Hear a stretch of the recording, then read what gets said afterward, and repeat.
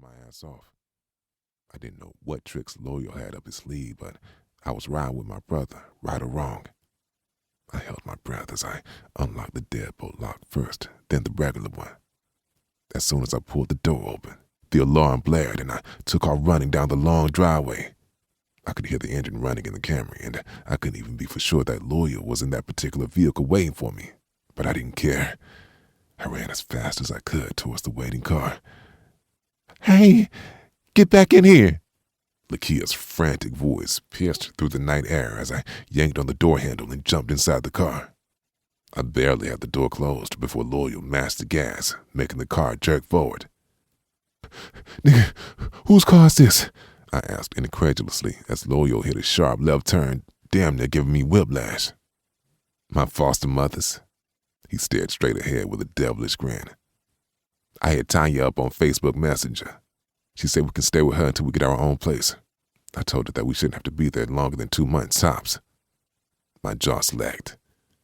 "Nigga, are you crazy? How in the hell can we get our own place at 13? We gonna get this money." Loyal looked over at me with furrowed brows. "You trying to stay in that fuck-ass group home until you're 18? Miko told us a minute ago that he put us on. All we have to do is hustle and save our money, then get a fiend to get us a crib in their name. We won't have shit else to do but make money. We can't go back to school. Social workers will probably be there first thing in the morning waiting to snatch us up." I sat back and stared out of the window, all while ignoring my brother driving reckless as hell. We'd never been given any lessons, so I could only assume he taught himself how to drive, and he needed a lot more practice. Still, he managed to get us near our destination without killing us. We ditched the car about a mile from Tanya's crib and walked the rest of the way. The only reason social workers would go hard looking for us would be because we ran away, and we would make the group home staff, the Johnsons, and the system look bad if they didn't find us. I didn't know the first thing about being on my own or selling drugs, but as long as I had my twin, I was good. We were going to figure that shit out together. I would have rather gone into any difficult situation with Loyal by my side rather than facing obstacles alone. And figure it out was what we did. We started out stealing clothes and items from various stores that we could sell. Our best customers were single parents and dope boys because we used to steal fly shit from the mall and sell the items for half the price. That was the fastest way for us to have money to put food in our bellies and to save up, so we would be able to purchase coke from a dealer by the name of Miko. We were young, but even at our young ages, we didn't want to go to him asking for handouts. When we should have been playing football or basketball and spending summers at the pool and the Boys and Girls Club, Loyal and I had no choice but to hustle like grown-ass men. We had to learn how to shoot and fight so we wouldn't be prey. Once we started hustling, there were definitely some older people that thought they could punk us, and we had to show them that was far from the truth. After we beat enough niggas that were twice our age, we began to get a lot of respect in the hood. Neither one of us wanted to be dumb, so as soon as we turned 16, Loyal and I enrolled to get our GEDs.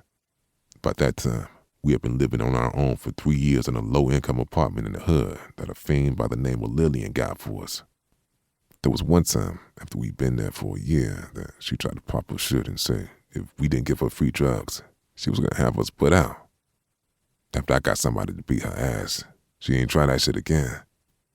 There were times that we looked out for her, but at the end of the day, we had rent and bills to pay. We had already compensated her for doing us a favor, and she wasn't about to be smoking off of us for free for the rest of her life. Being in survival mode at such a young age and becoming stuck there could traumatize a person. Loyal and I had barely gotten through puberty before we had to start being responsible for our own laundry, feeding ourselves, and getting all of the basic necessities of life that we needed.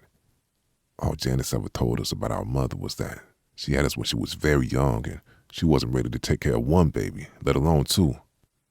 It would have been easy to blame our mother for the fact that we had it rough, but we didn't know anything about her. Maybe she was just like us. Maybe life had dealt her an unfortunate hand and she was out fending for herself just like us. If that was the case, giving us to someone that could take care of us wasn't the worst thing in the world. Janice raised me and Loyal. Shit, we didn't even know we were adopted until she had to talk with us when we were 7. She knew as we got older, we'd have certain questions that she didn't want to have to lie about.